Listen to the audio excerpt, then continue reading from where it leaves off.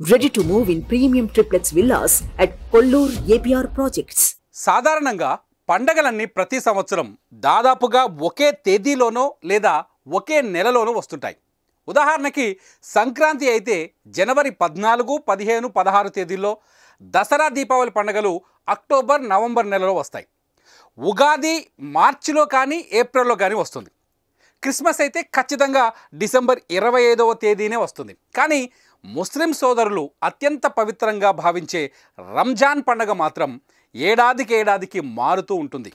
గతేడాది ఏప్రిల్ 21న వచ్చిన రంజాన్ పండుగ ఈ ఏడాది ఏప్రిల్ 11న వచ్చింది. వచ్చే ఏడాది మార్చిలో వస్తుంది. ఆ తర్వాత వచ్చే ఏడాది ఫిబ్రవరిలో, ఆ తర్వాత జనవరి, ఆ తర్వాత డిసెంబర్, అలా ప్రతి ఏడాది తగ్గుతూ వస్తుంది. ఓవరాల్గా ప్రతి నెలలో రంజాన్ పండుగ వస్తుంది. ఎందుకు అలా వస్తుందో ఇప్పుడు తెలుసుకుందాం.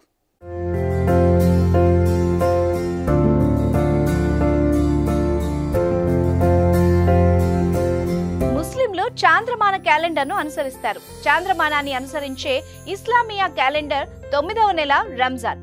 దీన్ని ముస్లింలు అత్యంత పవిత్రమైనదిగా నెలలు భావిస్తారు. దానికి ప్రధానమైన కారణం దివ్య ఖురాన్ గ్రంథం ఈ మాసంలో ఆవిర్భవించడమే. క్రమశిక్షణ, దాతృత్వం, ధార్మిక చింతనల కలయికే రంజాన్ మాసం. ఆధ్యాత్మికంగా ఎంతో ప్రాముఖ్యం ఉన్న రంజాన్ మాసం ప్రత్యేక ప్రార్థనలు, కఠిన రోజా ఉపవాస దీక్షలు, దాన ధర్మాలు, ఆధ్యాత్మిక సందేశాలతో సాగుతుంది. మహమ్మద్ ప్రవక్త లా ఇల్లా ఇల్లల్లా అన్న సూత్రం ప్రకారం మానవుల్ని కష్టాల నుంచి కాపాడేందుకే ఈ మాసాన్ని సృష్టించినట్టు చరిత్ర చెబుతోంది. ఈ మాసంలో రోజుకు 5 పర్యాయాలు నమాజ్తో పాటు ప్రత్యేక ప్రార్థనలు చేస్తారు. పవిత్ర మాసంలో దాన ధర్మాలకు కూడా ప్రత్యేకమైన స్థానం ఉంది. ఈ నెలలో చనిపోతే నేరుగా స్వర్గానికి చేరతారని, నరకపు ద్వారాలు మూసి ఉంటాయని ముస్లింల ప్రగాఢ నమ్మకం.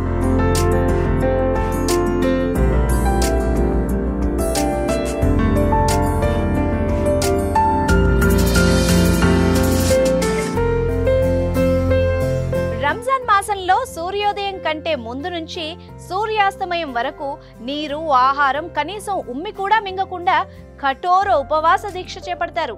వయసులో తారతమ్యం లేకుండా చిన్న, పెద్ద, ముసలివారు కూడా భక్తి శ్రద్ధలతో ఉపవాస దీక్షలో ఉంటారు.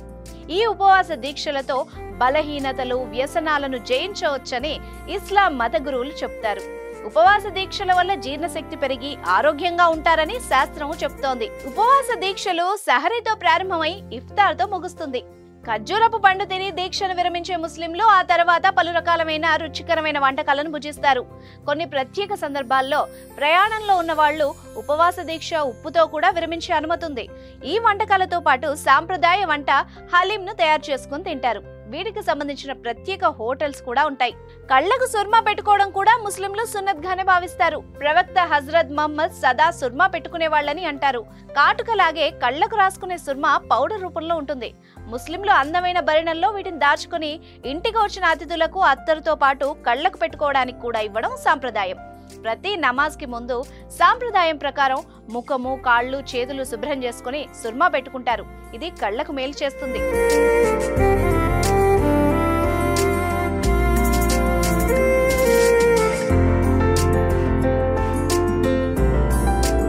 ప్రతి మాసంలోనూ శుక్రవారం రోజున ముస్లింలు నమాజ్ చేయడం ఆనవాయితీగా వస్తూనే ఉంది. ఇక రంజాన్ మాసంలో మత పెద్దలతో నమాజ్ చేయించడం ప్రశస్తమైంది. మసీద్కు వెళ్లలేని వాళ్ళు తాము ఉన్న స్థలాన్ని శుభ్రం చేసుకుని ప్రార్థన చేసి భగవంతుడి కృపకు పాత్రులవుతారు.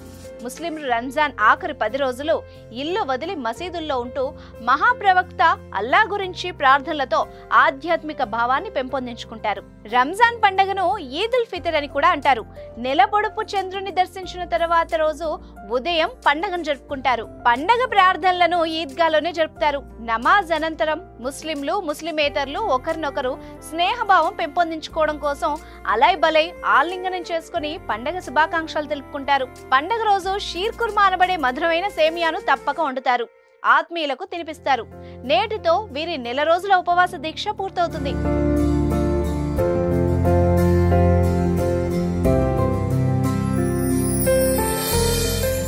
ఖురాన్ సిద్ధాంతం ప్రకారం తాము సంపాదించిన దానిలో పేదవాళ్ల కొరకు కనీసం 100కి 2 రూపాయలైనా దాన ధర్మం చేయాలని భావిస్తారు. పళ్ళు, గోధుమలు, సేమియా, బట్టలు, బంగారం మొదలైనవి దానం చేయాలని ఖురాన్ చెప్తోంది.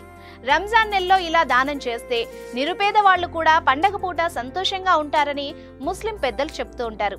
ఈ దాన ధర్మ గుణం, భక్తి భావన సంవత్సరం మొత్తం అనుసరించాలని పవిత్ర రంజాన్ నెలతో ప్రారంభిస్తారు.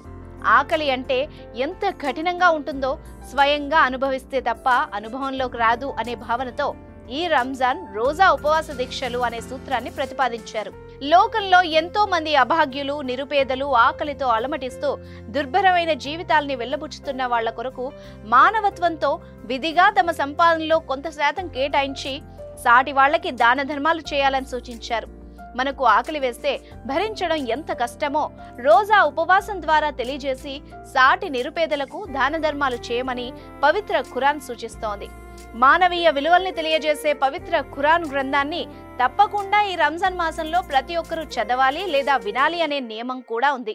అయితే రంజాన్ పండుగ అన్ని కాలాల్లో రావడంపై ఓ ముస్లిం మత పెద్ద మాట్లాడుతూ, అల్లా తమ భక్తులను అన్ని కాలాల్లోనూ అంటే ఎండాకాలం, వానాకాలం, చలికాలాల్లోనూ కఠిన నియమాలు ఆచరిస్తారని చెప్పేందుకే ఇలా ప్రతి సంవత్సరం రంజాన్ పండుగ వేరువేరు రోజుల్లో జరుపుకునేలా ఆదేశించాడని చెబుతున్నారు.